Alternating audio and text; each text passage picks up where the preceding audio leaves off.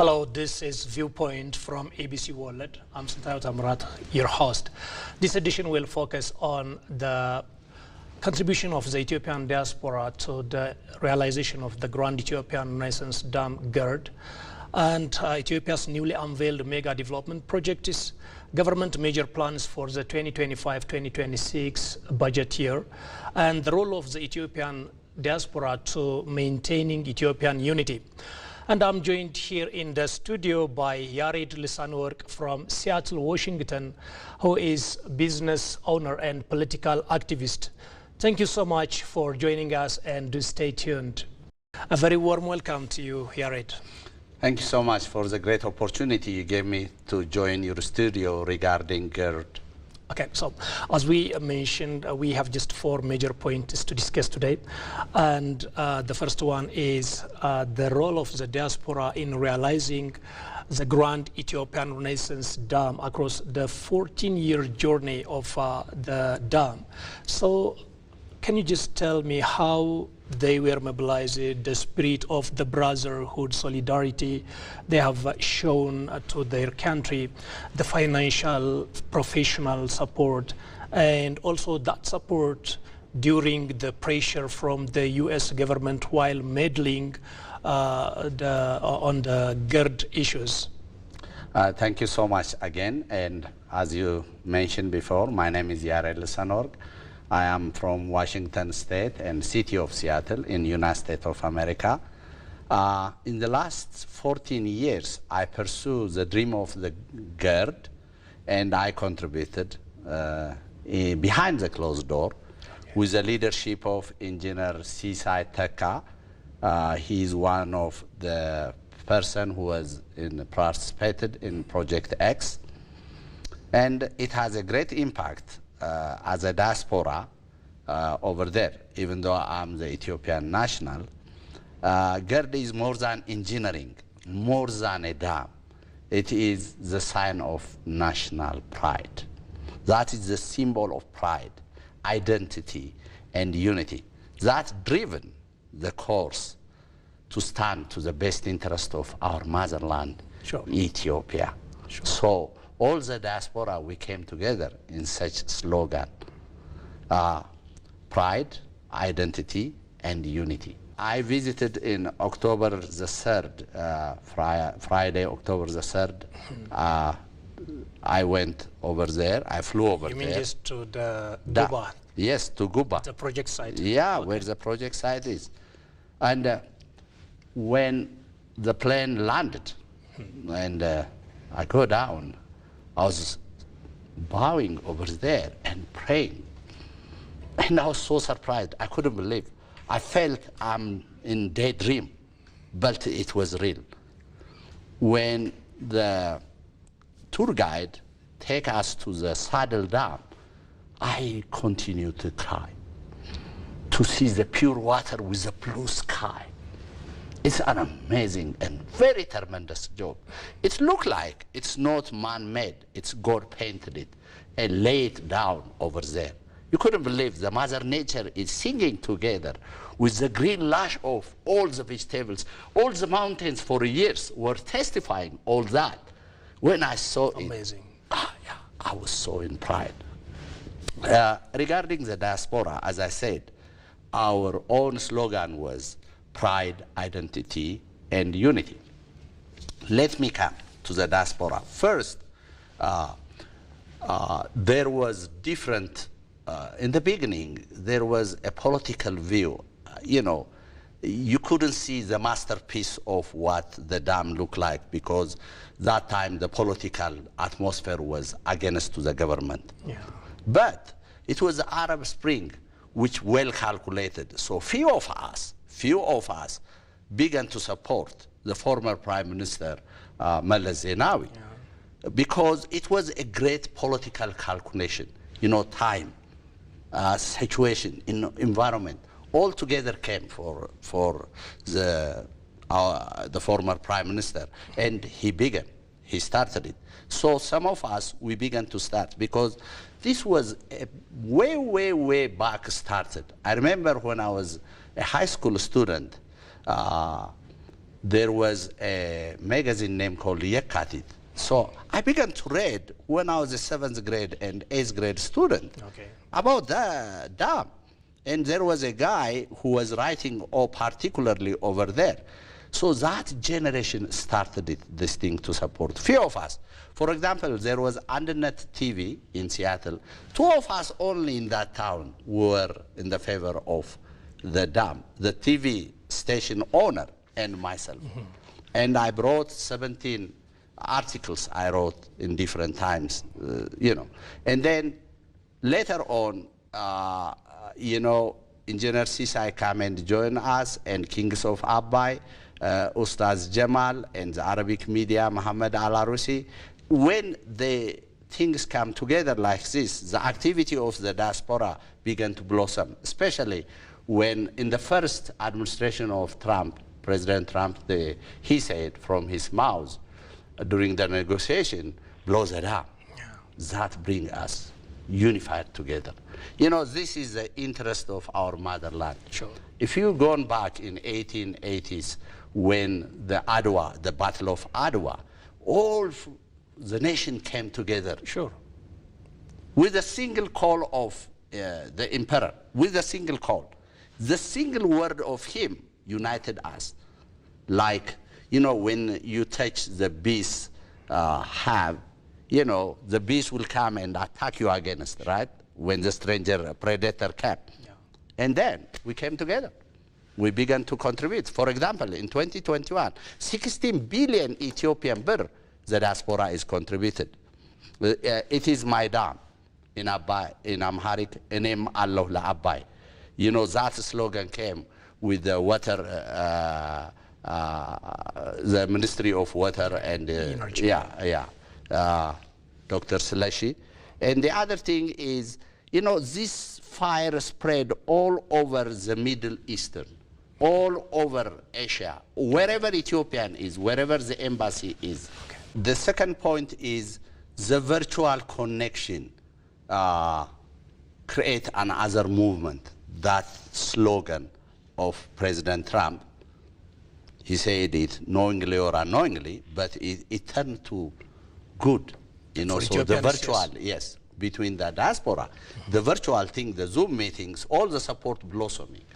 That is the way we fundraise. Even, for example, let's come the moment of September 9, 2025. That was the inauguration day. Okay. The feeling was quite different. Even, you know, it goes through my blood some heat, like, and emotionally I was crying also when I see the inauguration. I was in this studio for opening ceremony. Okay. And immediately after I walked out of this, I wrote this poem. A date carved in our nation's chest, where rivers met resolve and well stood tall. Ethiopia rose above it all. Not with guns, nor for hands, but with unity that broke the dam of doubt, of death, of every chain that taught behind once again. Dagmawi Adwa, or the second Adwa with Madamar generation started. Oh, my motherland. This is our second Adwa, not in the battlefields of the blood and fire like 1888, but in the quiet strength of hearts inspired, justice forged in steel and stone, dignity built by hands alone. A dam, yes, we can, but more than that, a moment to be where we sat, a dream from far to diaspora, of light, of power, Gondar to Arbaminch in homeland, from New York to Seattle, from Bahrain to Dubai, from Washington, D.C.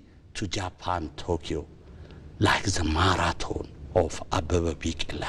We won. We are the Madamar generation. We said we will. And so we did it.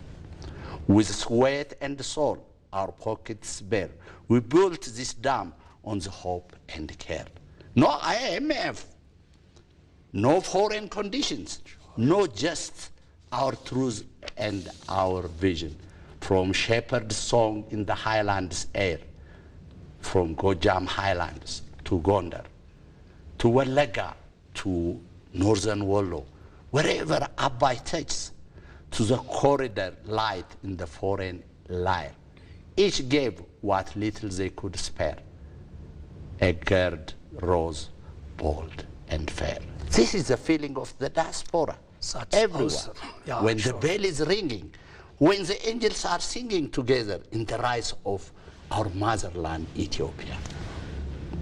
Of course, God was with Ethiopians because they have the truth, because they have the right, and because they were building that dam with their sweat and blood, not only money. Yeah, the gird is the result of the blood, sweat, tears, and life of the Ethiopian people. Take my grandmother, take my mother, take your mother, other mothers Ethiopian, who was in the smoke of the fire from the wood. Now, they brought their own little contribution to this dam. It's their sweat, it's their prayer. Yeah. And like 15 to 20,000 people passed away in different incidents during the construction. You know, mine was buried with, you know, foreign agents. All this, all this. We can't say just foreign agents. It's Egypt, and Egypt that is just trying to dismantle Ethiopia and just trying to obstruct the construction of the Grand Ethiopian Renaissance Dam. It's obvious. Everybody knows it. This is not only for Ethiopia. It does that in the entire Horn of African region, and it is also just extending its arms to the Middle East as well. That's correct. Yeah, absolutely correct. The world understands this. For your information, recently Professor Kamil mentioned that 800,000 Egyptians born in Egypt, but they lived in a different United Nations organization. You know, they live in New York or name it, in all over the world. They changed their citizenship wherever they live. They contributed a lot to kill the dam, day and night. And also, it's not like me who came by his own money, his own time, something.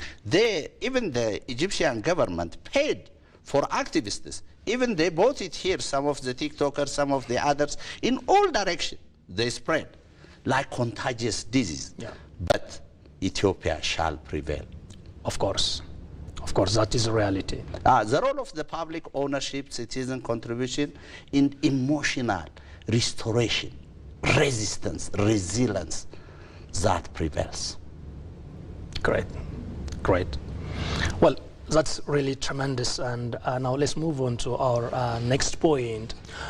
So with his inaugural speech at Guba during the GERD inauguration, Prime Minister Abiy Ahmed unveiled several mega projects which will start construction, and the other is the construction, the foundation stone was laid. So this require Ethiopia over 30 billion USD. It's massive investment, and the construction of a massive new airport for Ethiopian Airlines with an outlay, with an initial capacity of transporting or handling 60 million people, and ultimately about 110 million passengers annually. Yeah. And the country's first liquefied natural gas factory already inaugurated a week ago, and the construction of the second gas plant more than 10 times bigger than the one already inaugurated, and a nuclear power plant which is equivalent to the capacity of the Grand Ethiopian Renaissance Dam, and an oil refinery, a fertilizer manufacturing plant. For this too, the foundation stone was laid, and building at least 1.5 million homes for citizens over the next 5 to 6 years. These are just projects that are to be completed, and these projects are believed to be transformative, and they would also mean a lot to keep Ethiopia stand tall and benefit the entire East African region. Would you please share with us how the Ethiopian diaspora could contribute, could support these national initiatives, and also we know that they have been just contributing to the Grand Ethiopian Renaissance Dam realization in several ways, and they have just caused the realization in some way. So how could the Ethiopian diaspora support the realization of these mega projects again? Yeah, the basic force behind this is GERD contributed, because when there is always clean energy, always boosting industrialization and job creation, and also enabling growth in the other sectors, for example, manufacturing, agro-processing, in ICT, in different ways. Now, Ethiopians are ready to flood because, first of all, the current government cut off a lot of bureaucratic red tapes that enthusiastically, specifically the diaspora office, which is led by Ambassador Fitsum Arega, that leads a great contribution and facilitated a lot of things. And the government also put enhancements, tax-free. All these things is facilitated. So, hey, we lived over there. We lived 30, 40 years, 20, 25 years. We have a lot of money. Money in dollar terms is not an issue. The only thing is who opened the access to here, to bureaucratic red tape. So the current government did. When the government is laying down with the leadership of strategically by Prime Minister Abiy, hey, the money is here, everybody is flooding. Sooner or later, you'll see a lot of offices will be occupied. A lot of people, I'm sure, they will come in this round the table. Oh, I opened such kind of big industry, something like that. So, for example, when the Nigerian tycoon rich man came and opened that fertilizer company, it's not an easy task because he has seen something. He had a well experienced, he has the money. There are other Ethiopians also. We follow his footsteps because if he have seen 2 + 2 is equal to 4, we calculated the diaspora, definitely 4 divided 4 2 is 2. It is easier for me to invest in my motherland.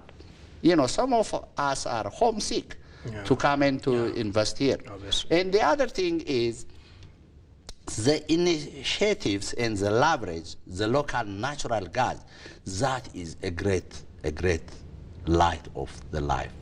When I was a little boy in 1966, 1965 in Ethiopian calendar, I heard about the Ethiopian natural gas. Every time there was some corruption, something else, and there was a hearsay. It's not data based, but sure. If Ethiopia opens the gas, the natural gas, or the bending area, if the wells are open, all the Arab countries will come down because Ethiopia is in here. There was a hearsay when we were a little kid. And that was an imaginary thing. But there was a big economic sabotage. That's why they don't want Ethiopia to go to there. They don't want Ethiopia to shine there. It is a paradigm shift. Do you know that? Sure. It will bring all this project is the beginning of the end. It is the beginning of the end. It will bring definitely the paradigm shift. Yeah. That's why they were against GERD. They came in all possible way, in all avenue. But believe me, the diaspora stand to the best interest of our motherland, Ethiopia. It will flood. And thank you for all the Prime Minister office, for other offices who opened their door, especially the GERD coordination office and the others, the diaspora office, especially because he used to live, he was an ambassador in Washington, D.C., in the United States and in Canada. Yeah. He knows all. He had a very good communication. He laid down the foundation, the bridge, while he was over there. When he came in here, the Prime Minister office cut off all the red tapes.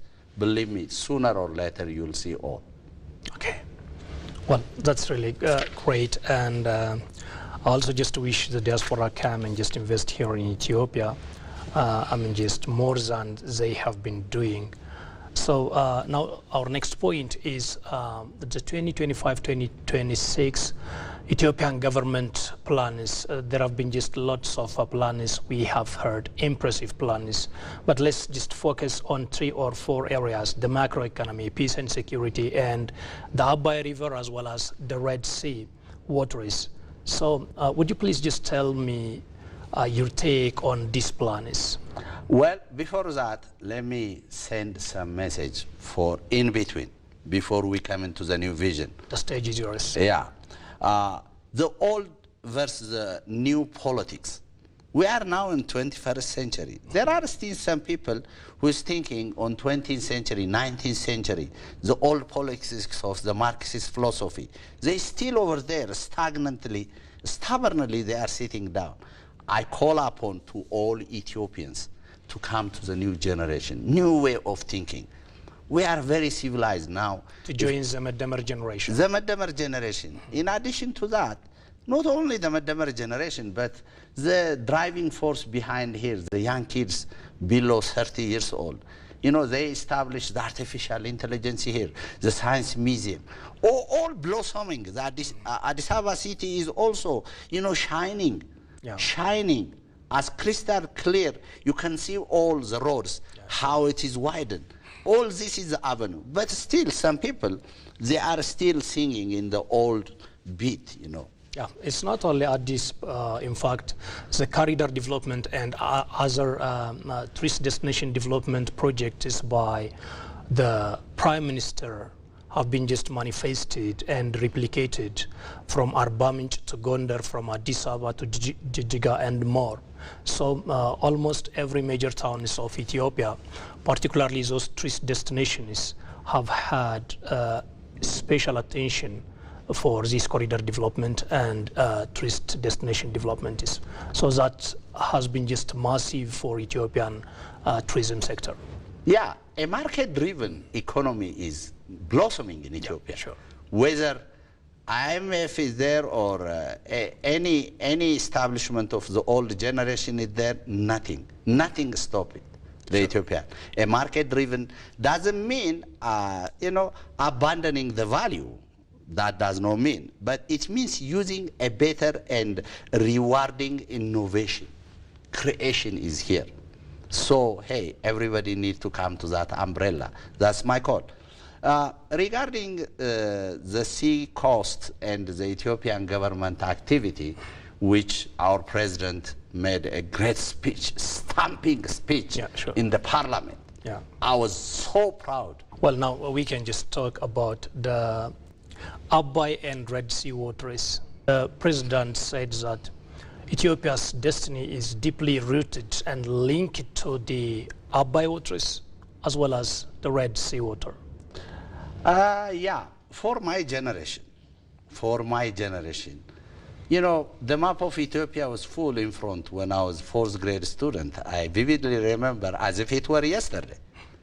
And all the Red Sea coasts, all the islands, name it, from Ras Aurora to Ras Dumera, all this possible thing is in my map. Well, with the political intrigue and the temperature of the world situation in that time was washed away for 30 years or for the last 27 years. But now, this is inevitable with the fastest growing population density and economy, historical claims, and strategic interest. We need it. Being landlocked is no good to trades, to security, to national interest. Being landlocked, it is unfairly, unjustly, is without the voice of all Ethiopians. This happened with a few situations, with a few handful of people. Interest it is driven. It's laid down. We didn't lost it. We may not there now for a moment, but we'll be there. Believe me. Believe me, we'll be there. We were there, we'll be there still. No one washed away. From all my childhood memories, I remember with Adulis, Mitsuwa, or Masawa, or Asab, or other places. It's in our heart, it's in our mind, it's in our blood. We are one, even the people. We are the same. There is no any difference between me and one Djiboutian guy. If you take, when you see me, I'm a darker, you know. I speak different language. I grown up wherever, you know, in different eastern part of, southern part of Ethiopia. So wherever you go, Red Sea is in my heart, in my ear, in my eyes, everywhere. Yeah. Yeah. You know, the umbilical cord of Red Sea is buried in Ethiopia and annexed it with that. So a mother cannot deliver the child without the umbilical cord. So the umbilical cord is the Red Sea. Sure. So we stand to the best interest of Ethiopia again. Yeah. We still do that. Yeah, That's sure. what our president mentioned. It is necessity. It's fairness, reclaiming. For example, the United Nations approved that. And also, you know, we need to be flexible. As I said earlier, the old politics of 60s, 70s, 50s, it doesn't work now. You give some land, you give some access, and all this yeah. Ethiopian government policy, since I know it in my childhood, the Ethiopian government policy is not changed. Yeah. It's the same, for better, for worse, in poorer, in richer, till death do part. This is the covenant you made when you get married. You raise your hand. Yeah. This is the decisive thing. For better, for worse, either to survive or not to survive. It's a matter of this issue. One thing, the Ethiopian government policy is not against the neighbors. Entire my life, I know.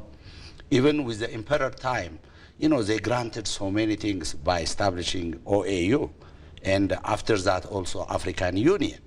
All this Ethiopia stand to the best interest of Africa. Yeah. Moreover, with the neighbors. Why the neighbors are against? I didn't understand. If Japan came from Asia and established in Djibouti a military base, leasing the place for military base, it's not for you know, for a cargo, it's not for other trade business or, you know, to meet the country interest. It's not. It is for military interest.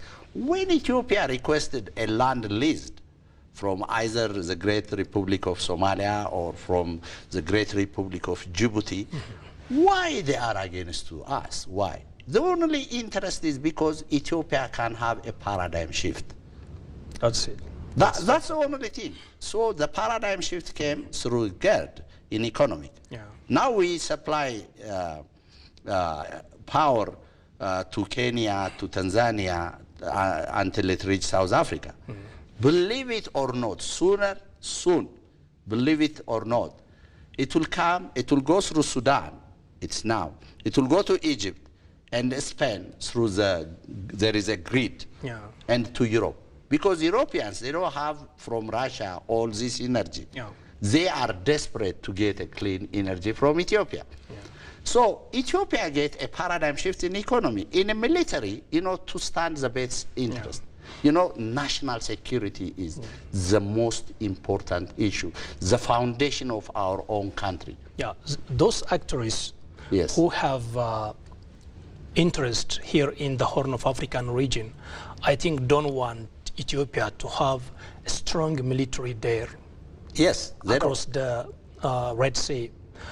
That is because if Ethiopia is stronger, they could see that Ethiopia has been there just trying to pacify, for example, or stabilize the Sudan, in Abyei, in Darfur, and in Somalia for many years now, fighting Al-Shabaab, sacrificing humanists and logistics.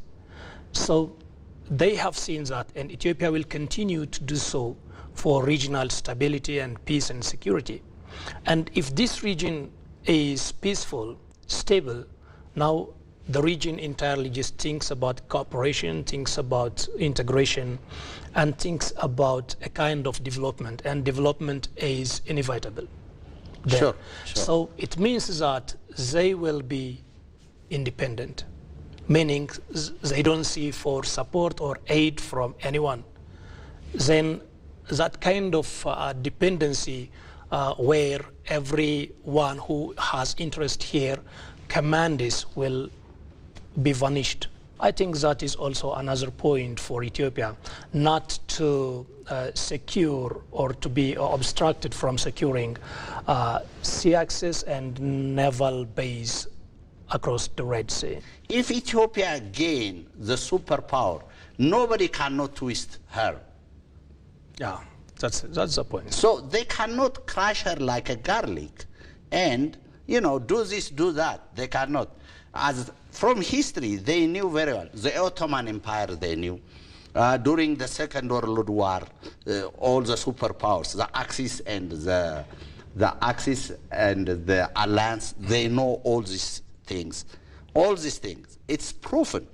Nobody cannot twist Ethiopia. So they would like disarm Ethiopia indirectly. Yeah, sure. Behind the closed doors, behind all these governments, the Djibouti or the Somalian, all behind this, the superpowers are there, and Egypt is working around the clock. And now let's try to see one of the two waters, that is Abai River. And for maybe centuries, Egypt is just influencing other riparian countries as well, not to handle any development project on the Nile waters, whether it is Kenya, Uganda, or so. The Abai waters are quite interlinked historically, spiritually, with Ethiopian's blood. The reality is this: Ethiopia contributes much of the Abai water, but Egypt is just trying to do that. And what is your observation, and what could be the way out, and what could be the role of the Ethiopian diasporas in just revealing the facts of Ethiopia, the right Ethiopia has on this water, and also the truth Ethiopia has on this water to the global community? Here is the deal. Not only in Ethiopia, but if you go to in Pakistan, India, even if you go to Turkey and Syria, you know, they made different issues. Even now, with the Great Dam of China, with the other lower countries like Bangladesh or other countries who are under there, it is an issue always. But the Egypt is so different. In 1929, the colonialists, in 1959, they made a false agreement. Ethiopia is not included. Other countries are not included. So with the brave leadership of Meles Zenawi, the Abai initiative of the Entebbe agreement was made. Now, 7 countries decided in the favor of, voted in the favor of the Entebbe agreement. Now, it's on the way to be ground touch, but Egypt tried to marginalize that, and sidewise she would like to establish a non-functional to make that initiative of Entebbe agreement. Yeah. The other thing is they depend, always they are talking our water rights, water is the blood. This is a propaganda because the Egyptian people are against to the government. So in order to slow down such kind of Arab Spring or other things, they use the Blue Nile or our GERD or the Abai River as an issue. If you take during the Nasser era, when they first built their own Nasser Dam or their own, their own thing with, that one, Emperor Haile Selassie's government requested, but they don't want even to give any clue, any hint. But our government facilitated, and international observers, they came in, international technicians, they came in, they studied all the data, all the things. But they would like to break our own sovereignty, would like to control where the dam is there in that place, to put their own technical people, to put their own scientists. Imagine, I'm a married man, 25 years, right? My wife is, under the law of the United States of America in marriage, she's there. She's my wife. Imagine somebody is going to come to take and manage my wife and to take away. It's the same thing. It's the integrity, your sovereignty, your own identity, who you are. You know, how it comes this happen? They don't sleep away. Believe me, even the generation come, even 1,000 years, they will never sleep away. The only thing is our unity. Let the diaspora come together. Let the homeland people come together. You know, yes, there are some weak people. Also, there are some politicians who trade the blood of the broad mass of the people under their own ethnic cover, under their own language, their own slight things. The state machinery is not clean, even in America, in Japan, wherever you go. The state is not 100% perfect. Obvious. Yeah, but still with the weakness, let's unite it to the best interest of our motherland, Ethiopia. That will abort the Egyptians' plan in any direction. Let every Ethiopian in every direction, in every profession, let us clean our own mind, come together. Like the Battle of Adwa. This is the second Dagmawi Adwa, we call it. This is the Madamar generation. This is market driven. Hey, wherever it is, the expected marginal benefit will be greater than expected marginal cost. When we come together, that is the blood. Okay. That brings us together here. That is the vision of the diaspora. I call upon to every diaspora, every Ethiopian, in every direction, like the 800,000 Egyptians working round the clock all over the world, to their country's interest. Let's come together. Let's keep our differences, stay in unity. Let's keep our own sovereignty. What our grandparents in Adwa did. What before that, the other emperors. There are a lot of histories with the pharaoh too. Yeah. There are some people like as a Fasilides or different of them, I'm not quite sure exactly, where they were said, we are going to block Abai River. That was crooked, English, diplomats in 1902 would like to make some agreement like, the Wichale wool with the agreement. The Wichale Treaty. Yeah, treaty. And, they would like, but Ethiopians were wise at that time, returned it back.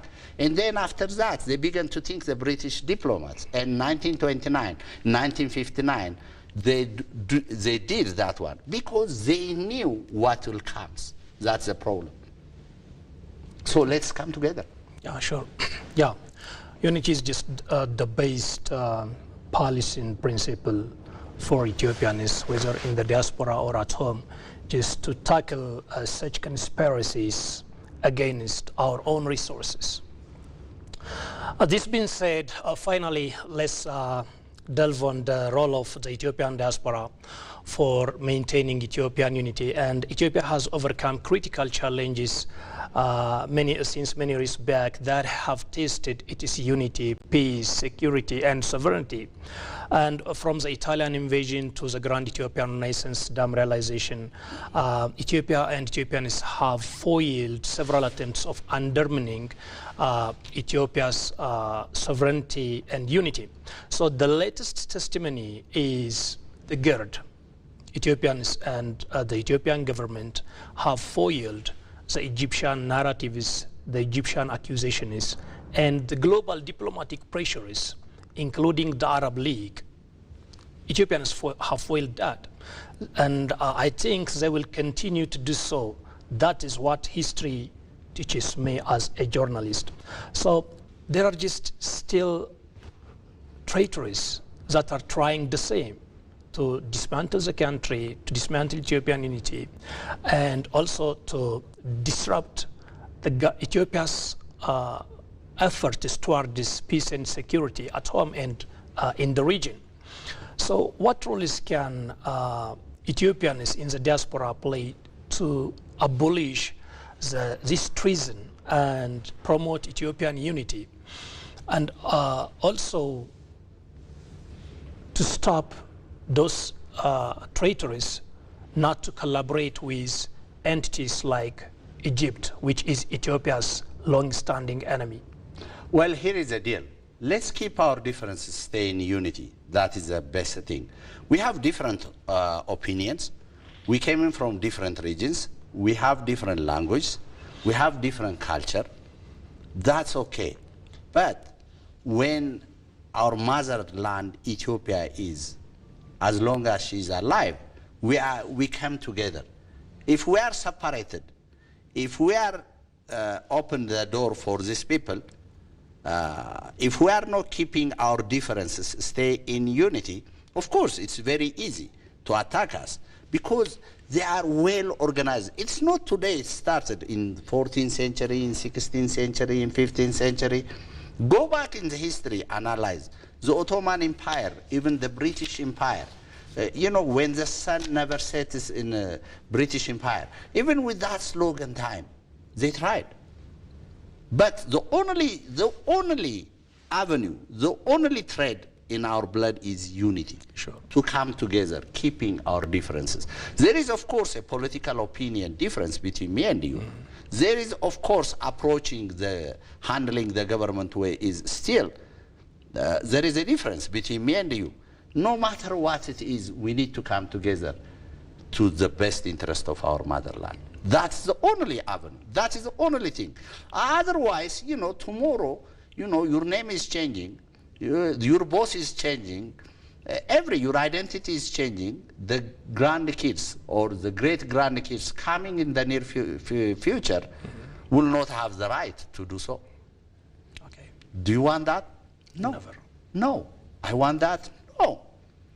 For example, take the movement when Obama came to the power, the first African-American or black leader in America. Everybody was united. The reason is because I stand to the best interest of my kids. Tomorrow, my daughter can be a president, my son can be a president. So whatever is doing now for Obama, that will happen to my kid or grandkids. You see the same thing. Yeah. Yeah, so keeping the integrity. And we came in together like this, despite our difference. Yes, of course, we have a difference in our religion, in our own view, in our own, all these things with him. Yeah. Even he has an African ancestor. So, hey, but he proved when he came in over there, I'm the president of the white and the black, or the Asian, or every American. Caucasian, yeah. So come together, Ethiopians, to the best interest of our motherland, Ethiopia. Hey, to our kids, to the coming generation, to our freedom, above all, to our own breeze, where our ancestors shed their blood. Motherland, Ethiopia, never known. We are rich in minerals, we are rich in rivers, we are rich in all access.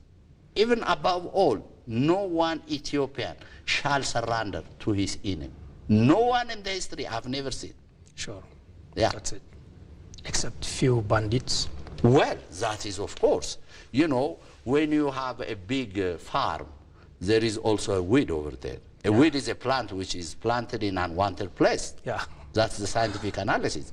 So of course there are over there. Now they use the social media. Yeah. Of course there are TikTokers, there are YouTubers, there are other things. Day and night there are big broadcasters, name them, and all them. Why? Yes. But more than that, a moment where we sat and dreamed from farm to diaspora. Oh, the light of power, of interest of our motherland. From Gondar to Arbaminch, from New York to Seattle, from Bahrain to Washington, D.C., from Mexico to Japan. We are the Madamar generation. We said we will, and so we did. We sweat and sold our pockets bare, but built this dam on hope and care. We shall prevail in the Red Sea too. We stand to the best interest of our motherland, Ethiopia. We come together. I call upon you, all of you. Let's come together despite our differences. Let's unite it. God bless Ethiopia. Thank you so much, Yared Lisanorg from Seattle, Washington, for sharing with us your views regarding a number of issues, including the Ethiopian diaspora's role in realizing the Grand Ethiopian Renaissance Dam, as well as on the Abai River is the narrative is, just the wrong narrative is against our own God-given resources as well as Ethiopia's rights to access the Red Sea. I really appreciate the explanations and views. Thank you so much for the opportunity you gave it to me. Okay. Hope to see you again. Okay. Ladies and gentlemen, this has been the conversation with Yared Lisanur, who is from Seattle, Washington. And Yared has been just in Washington, I'm in Seattle, Washington for more than 30 years. And he's a business owner and political activist that has stood for the cause of the Grand Ethiopian Renaissance Dam for the last 14 years since its inception. And we have also raised a number of issues, and Yared reflected on those issues like the contribution of the Ethiopian diaspora on the Grand Ethiopian Renaissance Dam, and also on the Abai River and Ethiopia's ambition to access the Red Sea. Thank you so much for your time. See you.